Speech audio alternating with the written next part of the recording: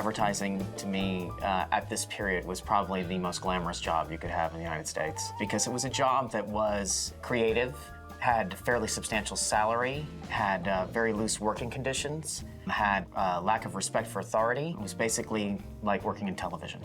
That we kind of yearn to go back to, but it is not an idealized world of nostalgia. Mad Men is about the conflicting desires in the American male and the people who pay the price for that, who are the women. When I read the pilot, I read them out of a stack of 25 or 30 other pilots, and it just completely jumped out at me, and it did not read like anything else I had ever read, really. The pilot script was so strong and, had such a clear vision and was so entertaining, and you just don't come across material that often that's that good. The world that he created was so authentic, and it just really felt like something fresh and new and exciting.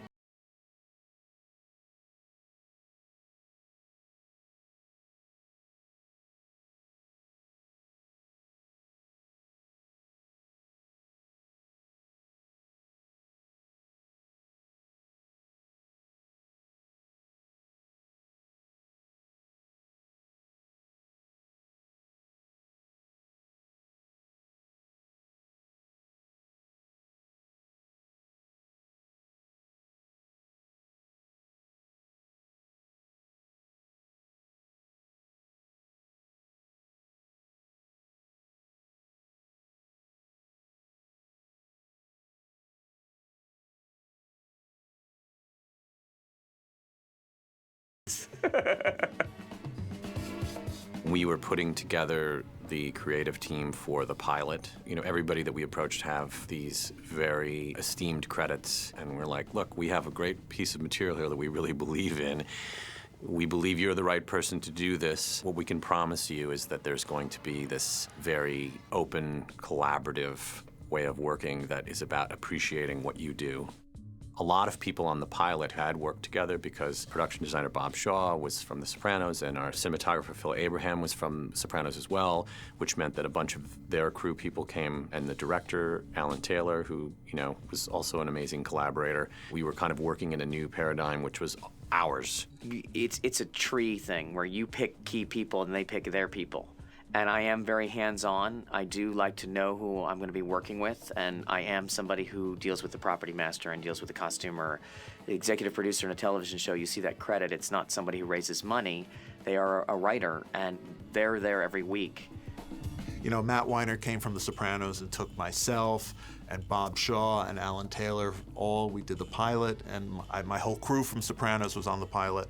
So it was just a natural progression to sort of take the people who had this fluid language with each other and then bring them to a new kind of equation and a new problem and figure that out. I knew Matt from The Sopranos, where I was the production designer.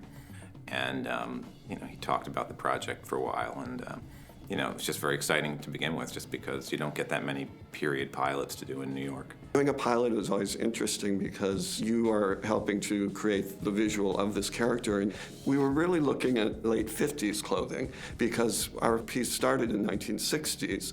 And as with any decade, the clothing in the decade doesn't really happen until the third or fourth year, where you start seeing it looking like the decade it's going to be fashion-wise. And then the actors came, and that's when the fun began. Kim Misha and Beth Bowling, who cast the pilot, we had a process in which we got to know each other. I interviewed a bunch of people. And what I like in acting, the naturalism that I like in acting, really requires a huge contribution by Kim and Beth to go with my best instincts. Once they saw the kind of taste I had and that we agreed on it, they really worked some of these people over if they thought they had a potential. They really put them through their paces. John was pre-read, and when they put John in front of me and he walked out and I said, "That's the guy," they were like, yes. Don Draper is the go-to creative director at Sterling Cooper Advertising Agency. He's a very smart man. He's a very mysterious man. And he plays his cards fairly close to the vest. AMC was very open about casting unknowns. Elizabeth, she came in and she did basically exactly what you saw on screen, including a tear dropping off of her face that I kept replaying on the video and saying, I can't believe this. And I literally, was emotional afterwards. He said he left his fountain pen in here. I didn't know. I was like, it's good, it's really good. Well, guess what? It's good when Elizabeth reads it. It's funny because I never really had a desire to be a regular on a television show. I was pretty happy with the things that I was doing. And I walked into the audition, the first audition where Alan Taylor was and Matt Weiner was, and I walked out and called my manager and I was like, you know, I would want to work with these people. We got to a certain point where I was like, I don't want to read these people anymore. I want to lock this woman up. I want someone to tell her, let's make this deal. Well, we have to find Don first. I was like, we're going to find Don last. Make the deal now. So how many trains did it take you? Only one, but I got up very early. In a couple of years, with the right moves, you'll be in the city with the rest of us. Of course, if you really make the right moves, you'll be out in the country and you won't be going to work at all.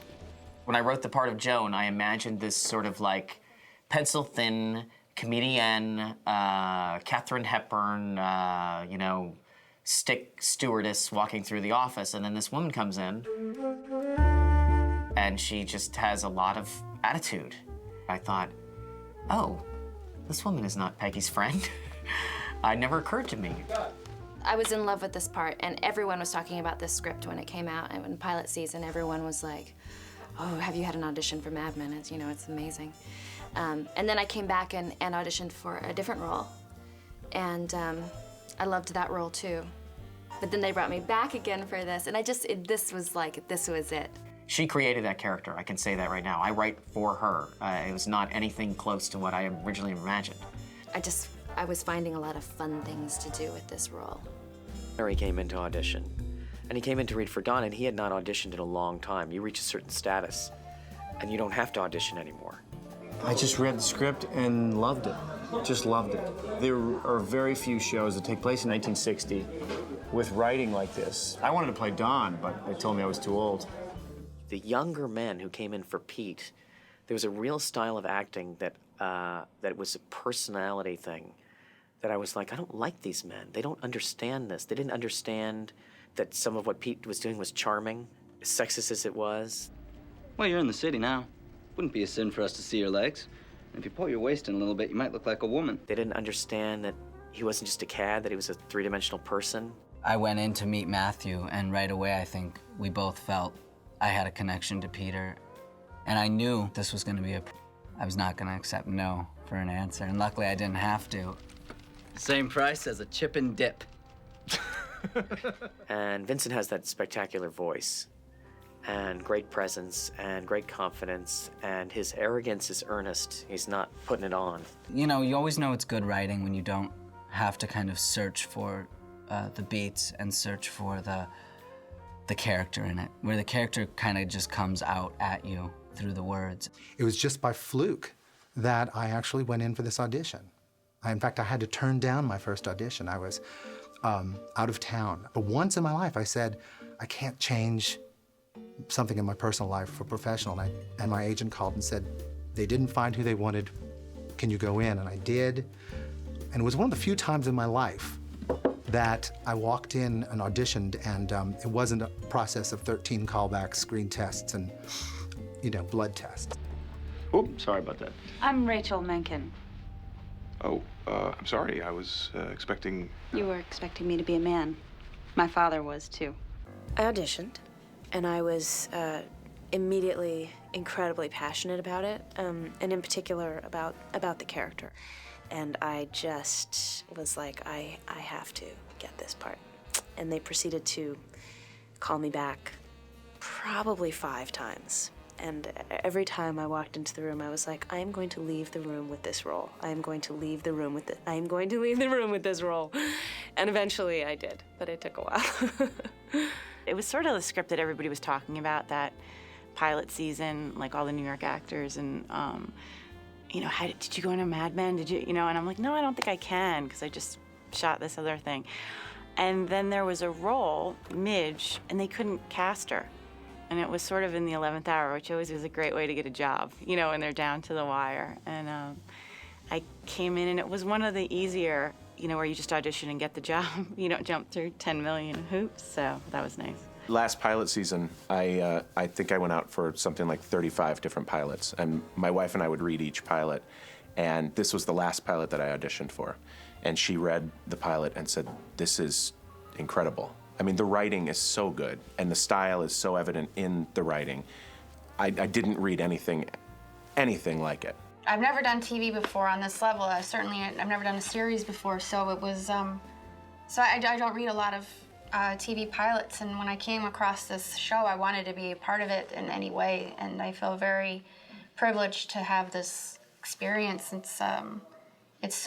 It's brilliantly written, and it's in a fun time period. It's a great cast, you know. We have all these people that are so talented and fit so perfectly in their characters, and each episode that we film, we discover more and more kind of how that person does fit into their character. The more you get to know them personally, the more you get to know their characters personally, and you kind of see everybody just sort of settle in, and you realize the brilliance of the casting in the very, very beginning. Each and every one of them helped us discover who the characters were, and they enhanced the show just by their, presence. Oh, here are our miracle workers now. You know Pete Campbell, of course, your account executive if you choose to do business with us, and this handsome fellow is Don Draper, the best creative director in New York. We did the pilot in New York in the spring of 2006, and we shot the first season here in Los Angeles in the spring of 2007. Matt was very respectful not only of me and the input I had to offer, but everybody who we then brought on to the project. Well, the key players from a production standpoint would be myself as the DP, the director. We had Alan Taylor, who did 3 episodes. Tim Hunter did 4 episodes. Scott Hornbacher was the producer. Dan Bishop was the production designer on the series. Bob Shaw was the production designer on the pilot. And Janie Bryant was the costume designer. And basically, that's sort of the core creative production team. Picking the writing staff was something where I tried some new people, but I also picked a bunch of people that I'd known for a long time who hadn't even written in this form, because I wanted to feel comfortable in that room, and I knew how scary it was going to be the captain of the ship. I've never run a show before. Yeah, I was really excited to work with Matt, especially after meeting him. It was, I think, the longest meeting I've ever had. It was like 2 hours. Mine too. So after meeting him, I was just hoping that I would get the job. I couldn't wait, actually, and I was really excited when I did get the job. Marie and Andre I've known for 20 years. Tom Palmer I knew for 10 years.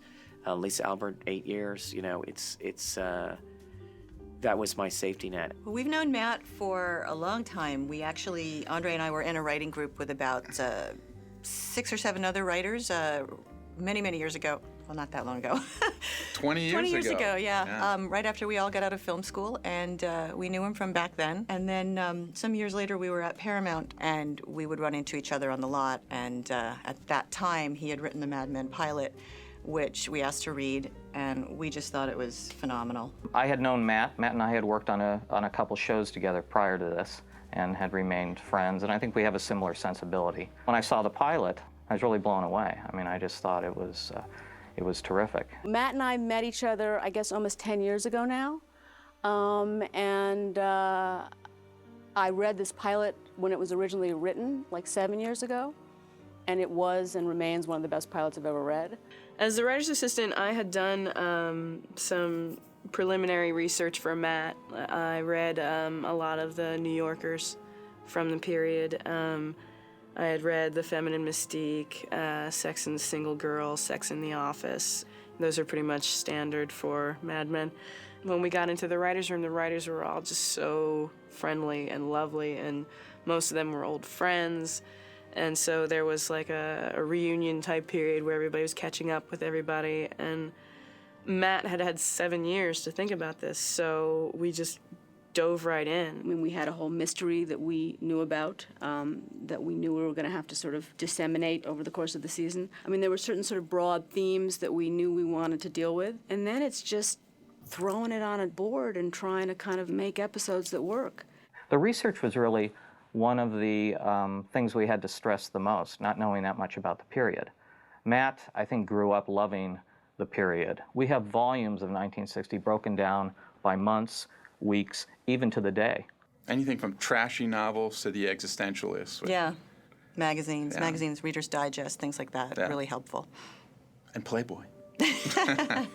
In terms of research for the show, I got a very long reading list from Matt, and I also took copious notes of movie references that he dropped throughout our early conversations. You know, Maria and I were born during this time period, so it's great for us to go back and talk to our parents and say, what the hell happened? This is the research element of it that's made the show different, I think. What happened is people started doing different kinds of research. Here's pictures from newspapers, but not news pictures. Here's my grandmother's wedding. Here's my grandmother's wedding dress, it then became. Here's my parents' wedding present, it became. You know, ask your mom, you know, about breastfeeding. Those kinds of research, they become the keys. It was basically my job to sit there with the computer, and I know Matt, and I know from watching him the ideas that would interest him, so if I saw that something interested him, I'd make a note of it. There'd be some dialogue pitched, and then we'd put together outlines and it'd be sent off with a writer. The really charming and hilarious thing about Matt is when he's dictating characters, he actually performs them.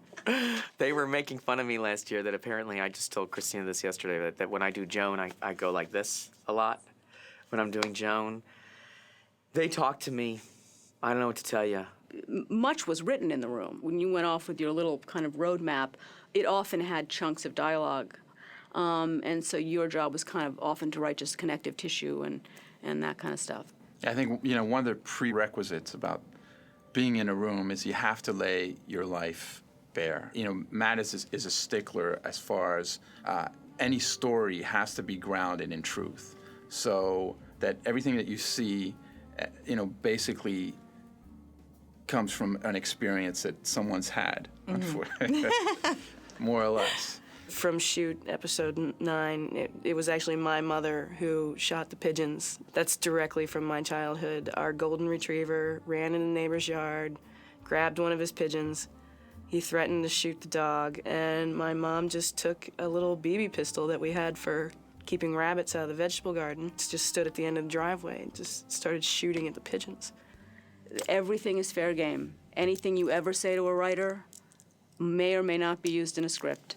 When you're in the writer's room, you get to know more about the seven or eight people that are sitting across the table from you and their families than you ever want to know about any other human being. All of us are bringing our extended acquaintances and our life experience into the room.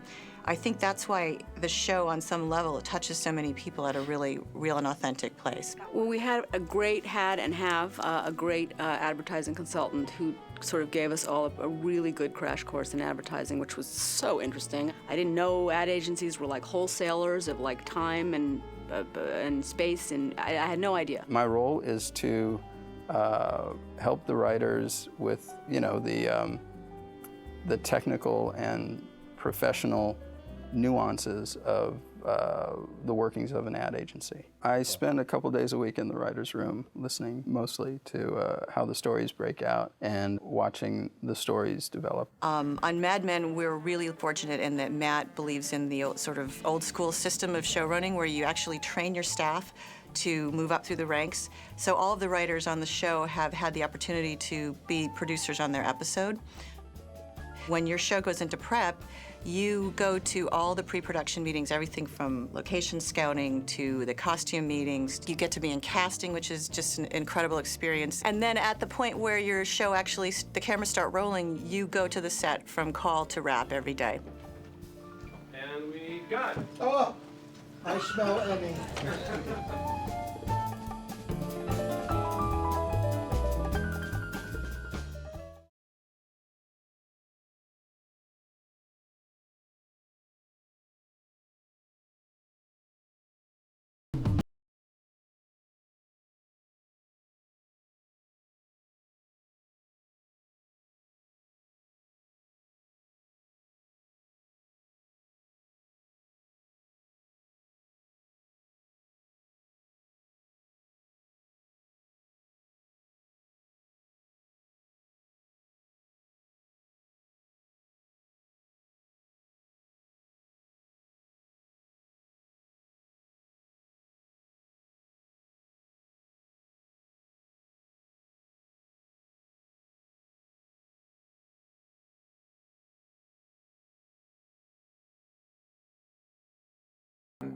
Trying to set the parameters for what we're looking for. The Sterling Cooper office in the pilot was a practical location.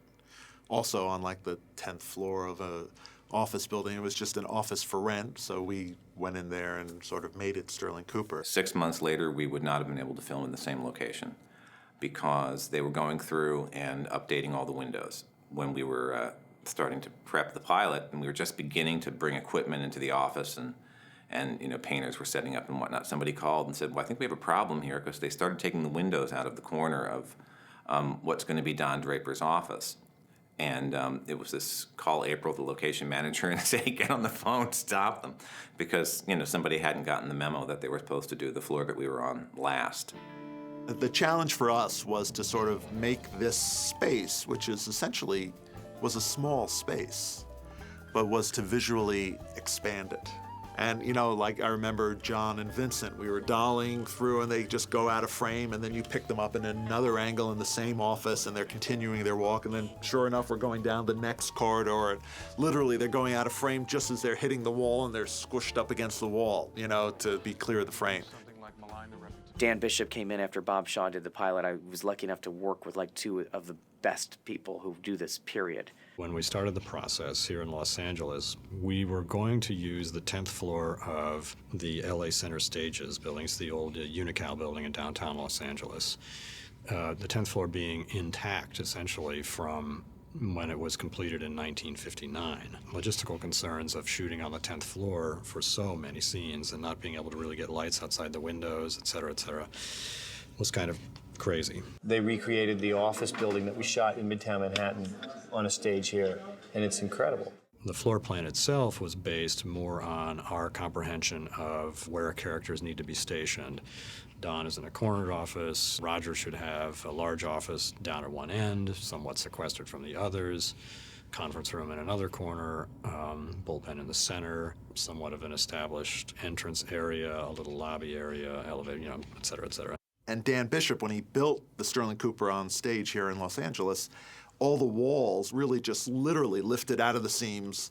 You know, the little angle irons that held them in would come out, and we could just mix and match the offices we saw fit. To get into character and to really think like, yep, this looks like my Uncle Marvin's office. And it had, you know, dark wood paneling and leather everywhere, and it smelled of smoke, and there was a bar in the corner. It is rock solid. Mad Men is very evocative in so many ways, but what it does, it takes you back into a Manhattan of the past, a Manhattan where contrast in the different kinds of New York that they show you on the show. One of the locations we filmed at the very top of the pilot, Don Draper goes to Midge and knocks on the door and goes into this amazing location, which we spent a great deal of time looking for. One of the scouts had located this place that was in the Van Doren building on 57th Street on the 14th floor, and it was spectacular, but it was literally a building that had 3 elevators,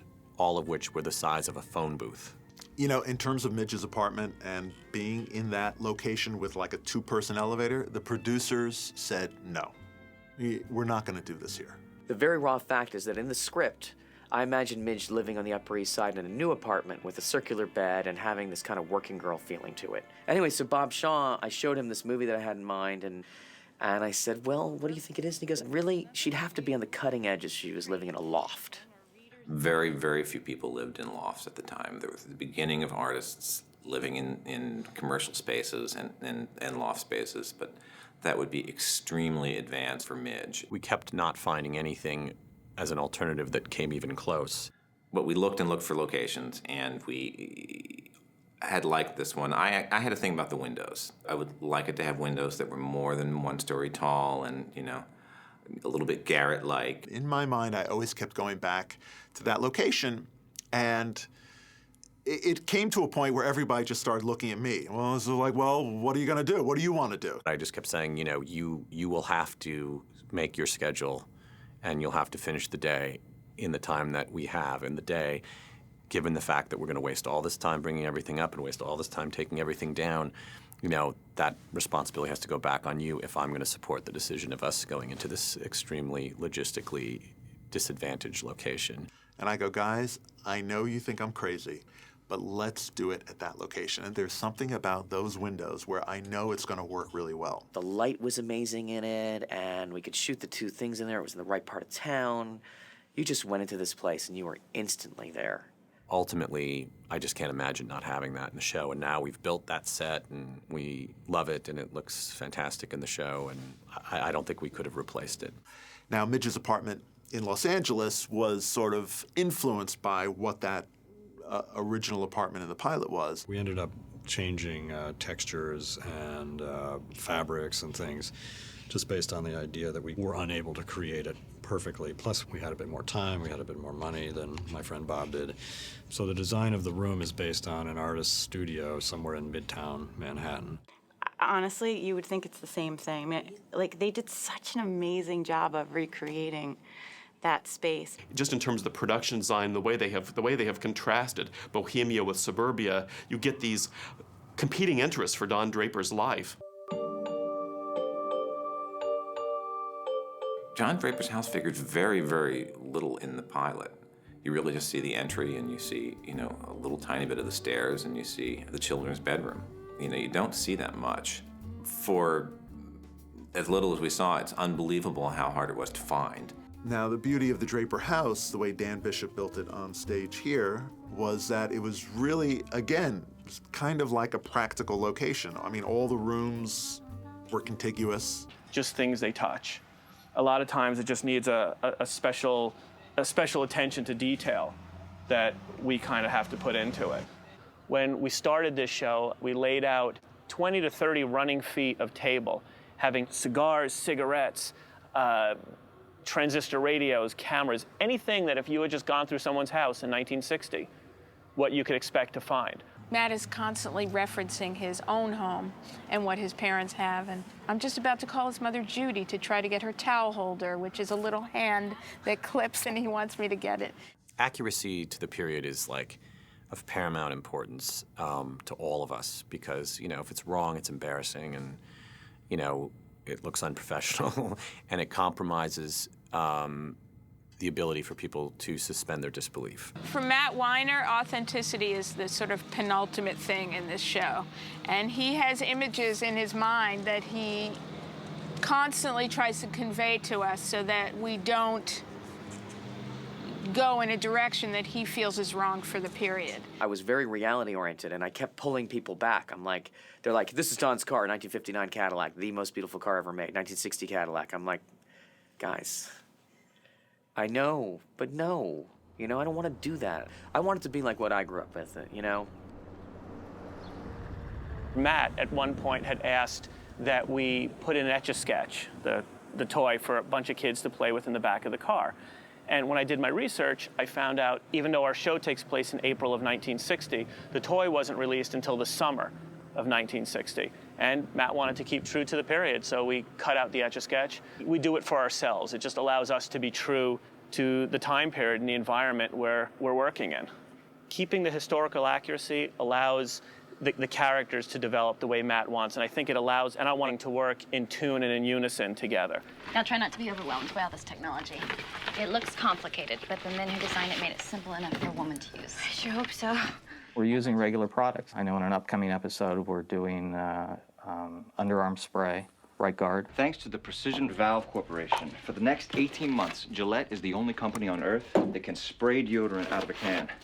We did an episode with the guys looking at the first spray-on deodorants. So by taking photographs and finding old magazine articles, we recreated the label. And in the scene where they sprayed in each other's face, we couldn't spray deodorant. So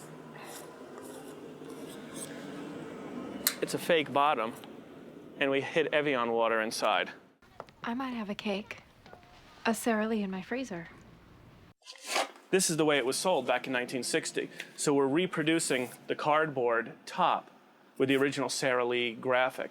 And it gets redrawn in the computer, and we have somebody print it and put it back on there. There's an aspect of the show that's thrilling for people to watch that's about the hair, the clothes, the makeup, the sets, the set dressing, the props, all of that, just because it's fascinating. We just filmed a scene in a diner yesterday, and it's just amazing just walking into like this sort of time warp, and suddenly you're in 1959 and everybody's dressed, and look over and this guy's reading the newspaper from the time. Absolutely. I was noticing the first day that I stepped into the office. I mean, if you look at a certain angle and you don't see people in baseball caps and chewing gum, like, it's very easy to get lost in this whole thing. It felt like I was walking into a photograph. Although it's not like we're going into Victorian England at the same time. It's not that long ago, so it's important to remember that it is a period piece, and this is doing most of the work for us. It's so wonderful. You look around and everybody's in this wardrobe, and it's like half your work is done for you already. I mean, it puts you into character immediately. Peggy, next step is accessories. In the pilot, you're creating a series of characters. Each actor brought such a unique personality to the character. I then started applying the clothing to their version of the character. I came in after they shot the pilot, so I started designing Mad Men from show 2. The beginning of the show had just been designed, so really like all of those characters were developed throughout the season through the costume design. So there was still so much work to do. The clothing that we were doing, for the women in particular, there was a great deal of foundation garment that was worn at that time. There were girdles, and there were the very structured brassieres, the cinchers for the waist, which brought the waist in very small. And then the skirts would often have a large crinoline under them, so they really stood out from the body, all elevated by beautiful high heels. And I think it really helped them with their characters, because between that and the hair and the makeup, it really transforms them into another place. The costume really has a transformation in how these people are. I mean, as people, and then and becoming their characters. How can you not feel like you're in 1960 when you're wearing something like this? And they make you walk different, the heels, and they make you feel different. When we came in, everything was fit like a glove. It's just perfect. It's so beautiful. Everyone's thrilled with it, yeah. There is a definite mix between the 50s and 1960. I've really mixed those two eras with the secretaries. I don't know why I don't wear this kind of outfit every single day. I started putting them on and I was like, I look all right. These are good. They're tailored. They wore these beautiful tailored clothes. Everything we wear now is so sort of sloppy and easy. Like, we look like farmers now comparatively. This is slick. Jo, is interesting because she's been in the office. She rules that office in a way, but she can't really push beyond that. And so she understands that she is going to present, and she's going to present better than anybody in the office. Does she have somewhere to move up from there? And it's hard to say. In the pilot, you don't know. I watched myself in the first episode and I was like, what am I doing? Where did I get that walk? And it was the dress. It was the dress. Joan, she has a more forward kind of costume.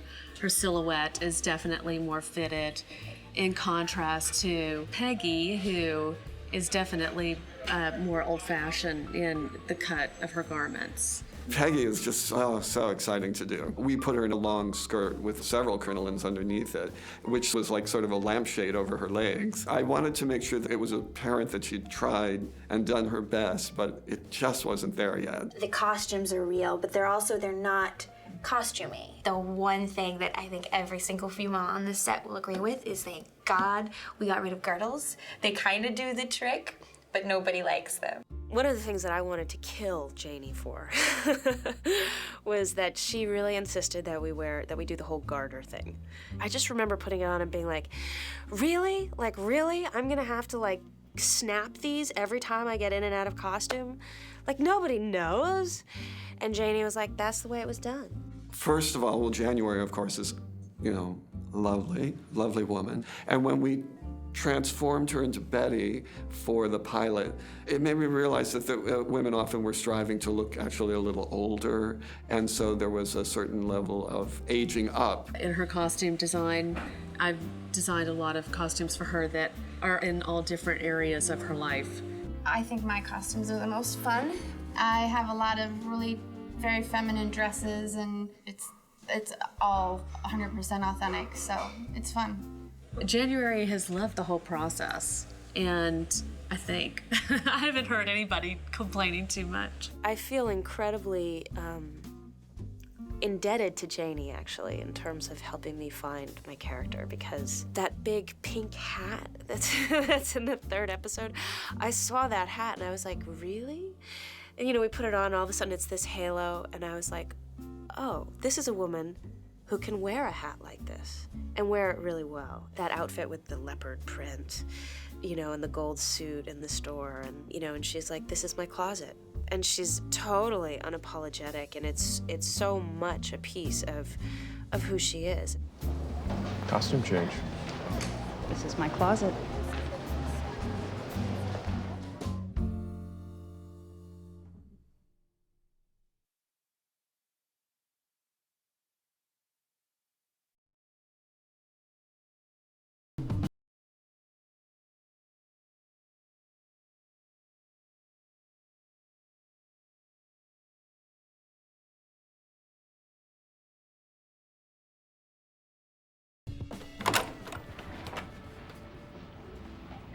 You weren't worried about waking me, were you? I do remember that day that we spent a lot of time deciding how dirty Midge's work blouse should be. So we spent a lot of time making sure that she had the right paint stains and pencil stains all over her shirt to show that she, was a serious working woman. It is an instantaneous sort of transformation when you walk on those sets in those clothes. You feel like half your work is done for you, which is so nice. I specifically wanted Don to have that confidence in his clothing. We wanted him to definitely look like the prince of the office. And so I put him in a lighter suit because that was a slightly bolder look at me, but not in a flashy way. Wearing these collars and the 2-mile-long zipper on my pants, and it's just, it's very easy to get into character, so to speak. It was like a delicate balance of what was in fashion, but the fabrications of his suits are very traditional. And then he also wears, which I love, he wears a French cuffed shirt and a spread collar, which I think is so classic and beautiful. I showed this to my sisters and stuff like that, and they freaked out. They're like, you look like Dad. It's crazy. And I do. I look a lot like my dad, just in the world, but with all of the gear on, it's pretty special. If I weighed 300 pounds, I'd really look like my dad. Long night? Not this tobacco thing, is it? John needed to present a very confident and comfortable look so that when the client came in, they immediately could sigh a breath of relief that this person knew what he was doing. His look was very confident, but a little more conservative and not quite as youthful and brash as we wanted to do Don. Yesterday, when I was fitting John Slattery, who's playing Sterling, he said to me, Janie, aren't you glad that I'm collaborating and talking to you about this character? And he was like, or do you just want me to be quiet? And I was like, I just want you to be quiet. Janie, what did she say? Tight and quiet. That's how she was referred to, because she doesn't want any arguments about, oh, my pants are too tight, and it's uncomfortable. So yesterday when I was fitting him, he had said that he wanted to wear something a little bit, more youthful, and then he was talking to Matt on the phone and said, oh, I think I look like my grandfather. And in my mind, I was like, yes, that's absolutely perfect. He's in the right costume. I mean, I think it's a good thing to have an opinion about the character you're playing. So, yeah, we have discussions. What'd you do that for? She'll probably be assigned to one of us. And she'll know what she's in for. It was interesting working with some of the male actors, the younger ones in particular, and they didn't know what their suit size was. I literally had to, measure them and say, if you ever go buy a suit, this is the size suit that you wear. My favorite part is getting dressed up in these clothes and walking in here and forgetting about, the 2007 and just coming in here and looking around at the secretaries and walking into these offices, having drinks, smoking cigarettes. As an actor, that's what's fun, is getting to pretend. The costume design for Ken, Harry, and Paul was very specific because I wanted their look to be very uniform, like in the office. Like they're part of, the team, the guys, like in the office, hitting on the girls, they're working it. They are this group. And then, of course, there's Pete. I wanted his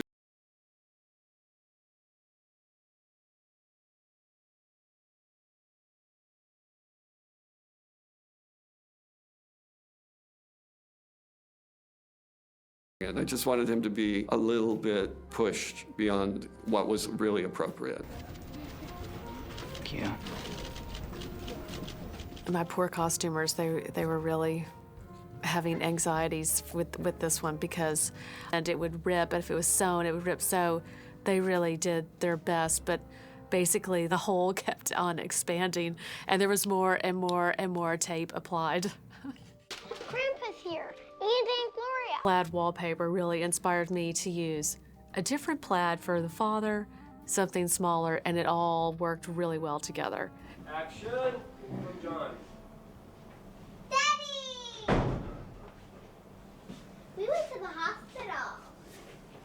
When the actors come in here, they look, you know, completely different than when they walk out. And I think they really enjoy the process of going through the transformation between their hair and their makeup, and they are very much a part of what we do. They look at themselves and they see the character and they feel it, and they walk differently in the clothing. They keep their head at a different level. They've got hair that they've never seen in their lives on them. It freaks them out completely. This time period was not really flattering for women's hair. As we've been doing research and going through all these books and looking at pictures, there's some really frumpy, weird, sculpted, little strange hairdos. So we're trying to sort of be incredibly accurate and also make it be pretty, because it's weird.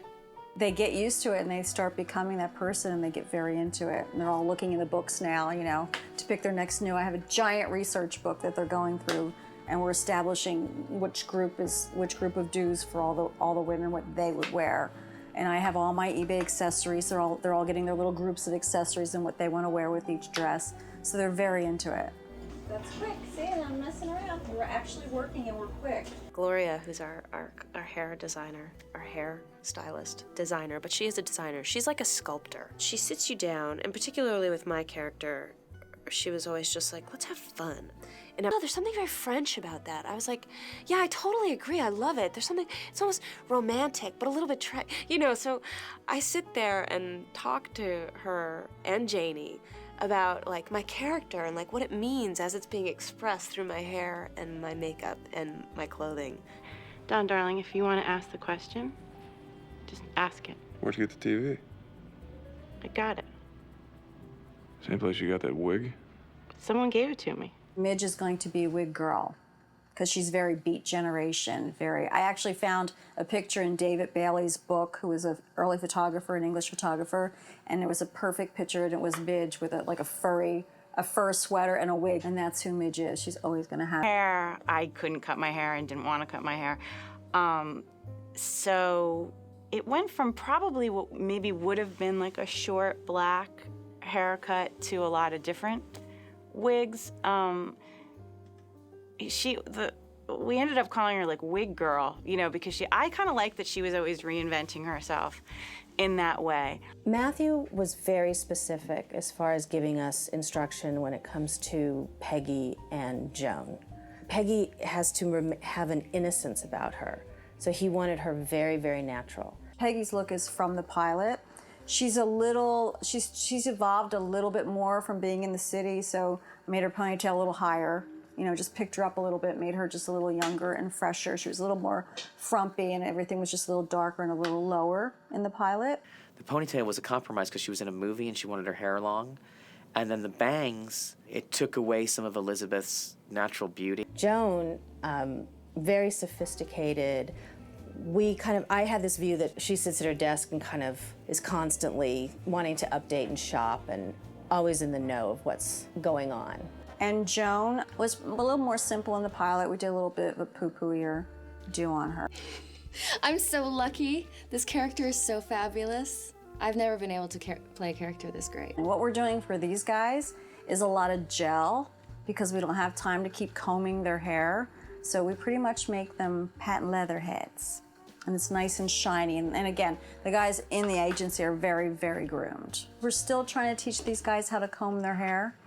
We're gonna put up giant mirrors and get a big gallon of gel and teach all the boys how to comb their hair on the side or comb it back and comb their hair. So when we get the boys trained to comb their hair, they will only need to cut it every couple weeks, and then the women were still gonna have to do their hair. And they all come in with rollers, big rollers in their head, driving around the freeway saying how bizarro they feel, but they're helping. Research and accuracy, going through the internet and finding everything that was really correct for the time period. And since it's 1960, going back a few years, making it a little earlier, how people would really be, and just doing the research was great. I've been reading Sex and the Single Girl by Helen Gurley Brown, which was this controversial, you know, how to be fabulous and single. And it seems like every other page I've turned down, there's all these wonderful ideas and these, how the dress looks more fabulous to make sure that when you're at a party, you look perfectly fabulous. I am the internet queen. I was on the line all day, every day, checking it out for authentic barrettes and finding out, have it correct for me. It just sets the whole atmosphere. If one thing stands out, the executive producer will see it, and then that's it. He knows this period better than anybody. Matt Weiner created this environment where he relied heavily on his collaborators and on the production team and empowered us to be and think and really create. I think we just embraced each other's style. I mean, because it was clear that he was very particular and very, very focused about exactly what he wanted. Matt doesn't want to draw attention to the period. He wants to be in the period. And I was in Don's office working out the blocking on this scene, and here's this little thing on the table where you pull it up and it's like an umbrella and a bunch of cigarettes pop out. It was just an extraordinary, which he doesn't do all the time. At one point, they were doing props for a scene that had fruit. It was a grocery store scene, I think, and the fruit was big hydroponic apples. They didn't exist in 1960. And Matt was like, I want small, spindly-looking little apples. I remember when I first walked on the set, you know, he was showing me around. He was showing me the set, and we walked by this little truck where the prop guys were, and he was looking at how they were wrapping sandwiches in wax paper. And he looked at it, he's like, oh, no, that's not right. That's not how my grandmother did it. And he was like, I don't know, you gotta call somebody, you gotta find out. You know, he was like, you know how they used to wrap them so that they were really sealed tight and it was you know, he just has this sense of the time. And I remember once in a production meeting, he said, and this is the kind of stuff that freaks me out about Matt because he's younger and I don't even know why this is in his consciousness, but he was very clear that he wanted. I'm the worst person in the world. I fought for this. I wrote this. Jeez, what does that say about me? I've had so many wonderful scenes to do. It makes the, you know, the slightly off-kilter element of it very funny in an odd kind of way. I like episode 3 a lot, the sort of the journey through my world of the store and then arriving on the rooftop. It was an incredibly hard night of shooting because there were helicopters circling around the rooftop of where we were shooting. So we shot late into the night, and there were huge sound problems, and we had to do a lot of looping, and it was kind of an arduous process. But at the end of the day, and even considering all of that, I think that's one of the reasons why I feel proud of it, because we had to overcome a lot of adversity. I had to orchestrate a transition from the dining table in the next room into the kitchen and over to the sink. And knowing that I had to arrive at this one place to play this confrontation between them, Matt had indicated in that shot exactly where he wanted Roger and Betty to be when Roger makes a pass at her. I went there ahead of time and I figured out how I could do it. And then I did a bit of balletic orchestration myself, figuring out how they might move away from one another in this clinch when Don comes back into the room. And that's just typical. It's much better if when the scene starts, you can just tell everybody, you go here, and you go here, rather than scratch your head and say, well, I wonder where you should be sitting. You know, the scene where Don comes home and he comes home to an empty house, we felt was really powerful. And to Scott Hornbacher the other day. I don't think I ever told this to Matt, but like after the first week of production in Los Angeles, Marilyn, our craft service lady, who's fantastic, she said to me, this show is going to be such a hit And I looked at her like, what are you talking about? It's like, you know, she goes, I know, I'm telling you, I know. The actors are incredible, the production design is incredible, the hair is incredible, the costumes are incredible, the direction is incredible, the cinematography is incredible. I'm in awe of everybody at every level. It really is. It's a treat. Everyone has a tremendous amount of respect for everyone else and is genuinely, I know I'm genuinely excited to see all those other actors do their thing. In general, I feel like what makes a good television show is if you get to see a world that you haven't seen before. And I feel like the world of this show is just like utterly unique. I think the best shows and the best films just are perfect realizations of what they set out to be. And Mad Men is just very, very good. It just hits it. I think it's probably the first show we've ever worked on where everybody really wants to be there. I think, honestly, that I'm getting the best out of these people. I don't know how it's happening. People who believe in what they're doing, who have something to say on their own, there's room for that. And those are the people who are excited about it. And I've been lucky because I got to choose from some amazing people. Everyone is anxious getting back